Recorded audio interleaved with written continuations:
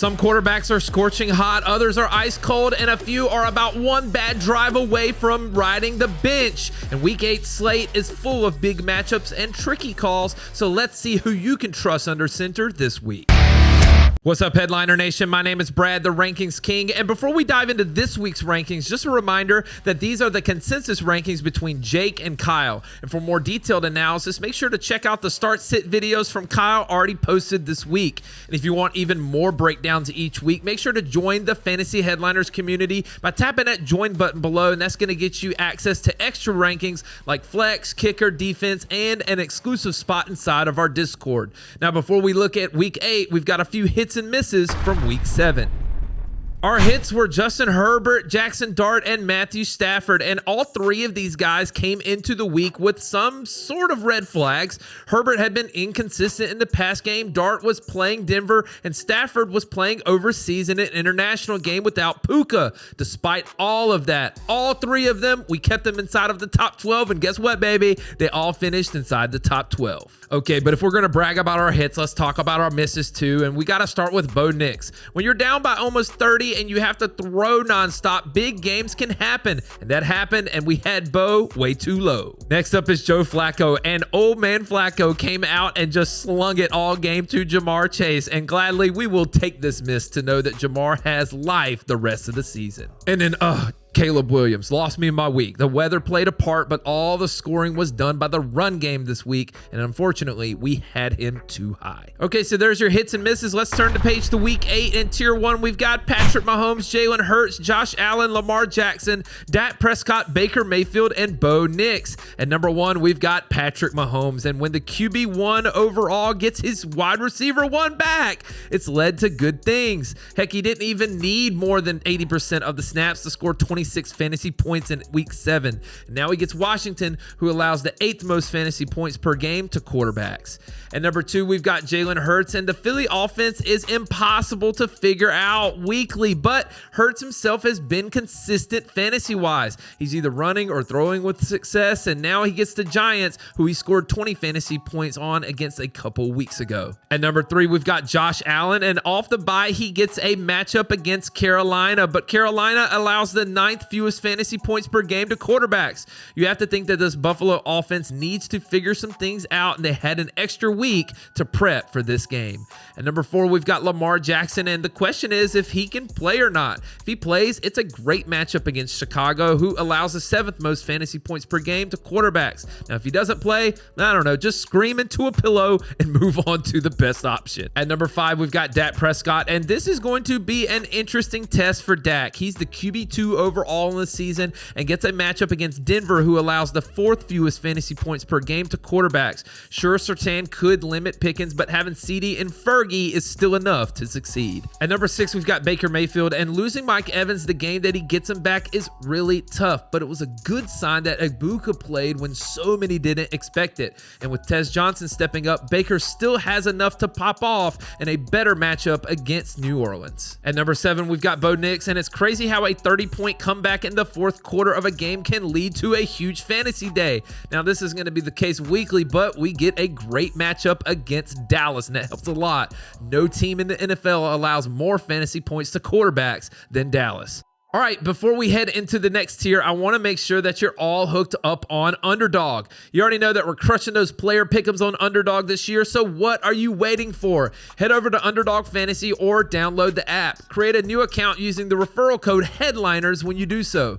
Then just make your initial deposit and come join a contest. If you sign up with that promo code, again, it's HEADLINERS, you'll get access to all of the promos that Underdog offers weekly. And check this out, when you play your first $5, they're going to give you $100 in bonus funds. So you play 5, you get 100. It's that easy. And don't forget, Jake is going to be breaking down the best picks weekly in a show on Fridays, and links to join are in the description, and we look forward to playing with you this week. All right, let's look at tier 2. We've got Jackson Dart, Daniel Jones, Drake May, Justin Herbert, Caleb Williams, and Joe Flacco. At number 8, we've got Jackson Dart, and every week people are waiting for the wheels to fall off. The matchups are bad, or he doesn't have healthy weapons yet. over the last 4 weeks, he is the QB4 overall. Now he gets Philly again, who he scored 20 fantasy points on against a couple weeks ago. At number 9, we've got Daniel Jones. And have you noticed how Daniel Jones's face always looks like even he's surprised at how he's playing? He's the QB5 overall on the season, and he's had 22 plus fantasy points in back-to-back games.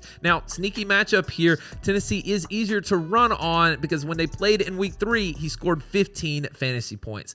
At number 10, we've got Drake May, and May scored at least 20 fantasy points in 5 of his last 6 games. He's completing over 75% of his passes, and the deep passing game may be the best in the NFL. This is not going to be an easy matchup, though, because Cleveland allows the 3rd fewest fantasy points per game to quarterbacks.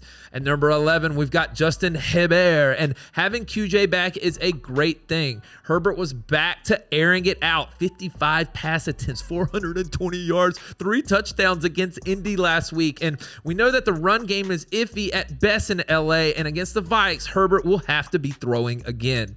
At number 12, we've got Caleb Williams, and he did not do much in week 7, but the weather wasn't great, and he really didn't have to do much with how the run game was producing. Now he gets Baltimore, and they allow the 2nd most fantasy points per game to quarterbacks on the year. At number 13, we've got Joe Flacco, and there's a new Joe in Cincy, and he's returning this offense to fantasy relevance. He's now had 5 touchdowns in 2 games, and with Sauce Gardner in concussion protocol, Flacco should once again pepper chase and rack up the yards.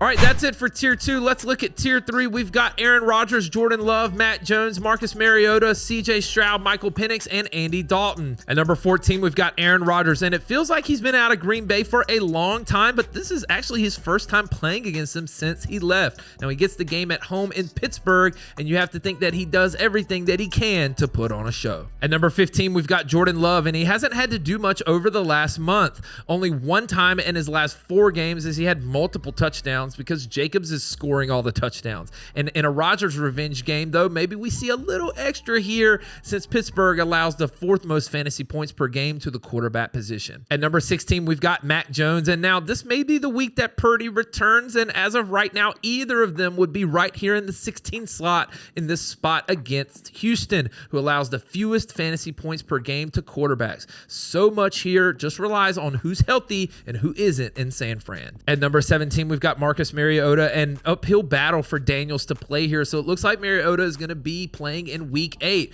We also know that the way Kansas City is playing, we could see Washington playing from behind most of the game and having to throw. The other unknown here is whether Debo and Terry can play as well. At number 18, we've got CJ Stroud, and real talk, does CJ know how to throw something other than a 50-50 deep ball?